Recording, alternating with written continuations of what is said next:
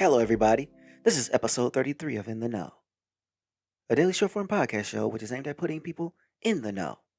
A show where I cover a variety of topics using my experiences and viewpoints in life to put people in the know. You say, what is the know? It's the understanding that seems to be hard for people to grasp, which could make their lives a lot simpler. The following is today's intro speech into the topic of today, and that introduction speech is regarding success measures taken for inner city schools to make them better. Growing up in a small city, most of the students in the city went to the same schools. But in a major city, there's a more segregated feel to the schools. And because of this, the resources of the schools are cut to a point where kids in poor communities are not able to receive an adequate education. So now, kids are receiving an education that they are not prepared to move on with their lives, both high school and through college. So, what is a way for the inner city schools to deal with this so that kids who are going to these schools are ready to step into society? Because their academics in these schools are not allowing them to move forward. So, what do inner city schools need to be successful? Let's start with the educators, the teachers. The educator is not in a position to educate the students when they don't have appropriate resources. And when you're pulling from taxpayers that are poor, the schools are not able to provide the students with the best opportunities to succeed. You're talking about the students learning from books that are outdated and research that does not even apply to today's world. So now, it forces the educator and students to put in additional work with no help from the state. This is frustrating to the ones who have to educate the students because they are constantly in a position to fail. There's no upside and all downsides.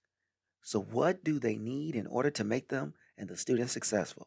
Well, funding must be allocated in the appropriate manner. Let's get another thing that could help the schools: active parents. My mother was in our lives at every step. She would wait in long lines for us to get into a good school. It's not like the other schools in our school system were bad. My mother wanted us in the best schools. And the best schools took a lot to get into, but we got in. And I'm glad she did it because we enjoyed our school experience. But understand something about where I grew up. My city was not like the majority of major city school systems. The schools in major cities forces parents to really get involved because this is a segregationist aspect to these schools, more so in a metropolitan city than the small conservative places of actually my hometown. Let's look at spending appropriately. The city is known for not putting together the appropriate measures that will allow the students to succeed.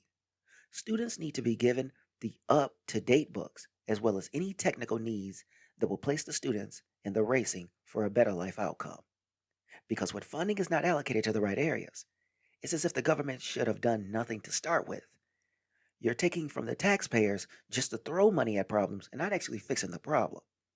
But the government's way is to provide the most cost effective education, which is minimum fiscal spending. This does nothing for the student because since when does anyone become successful through minimum learning? Let's look at more programs added.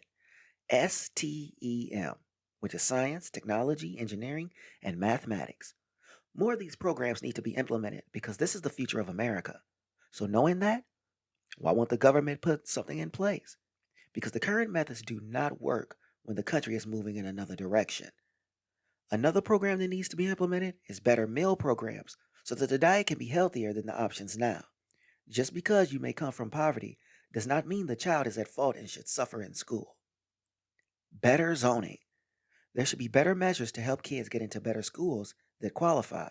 When you look at how boundaries are cut for schools, they are almost perfectly designed to isolate.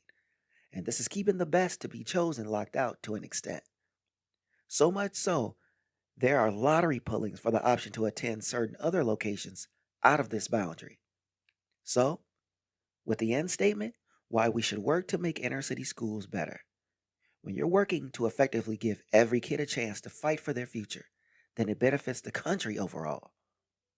Turning your back and stating that it's not your problem only causes more issues down the line. So if we're going to be using the taxpayers' dollars anyways, we should just go ahead and make the right decisions now instead of allowing our personal feelings to dictate our reasons for not contributing. So, thanks for listening to In the Know, And can't wait to bring the next episode where we talk about how educators could use smartphones to their advantage to aid the class in learning.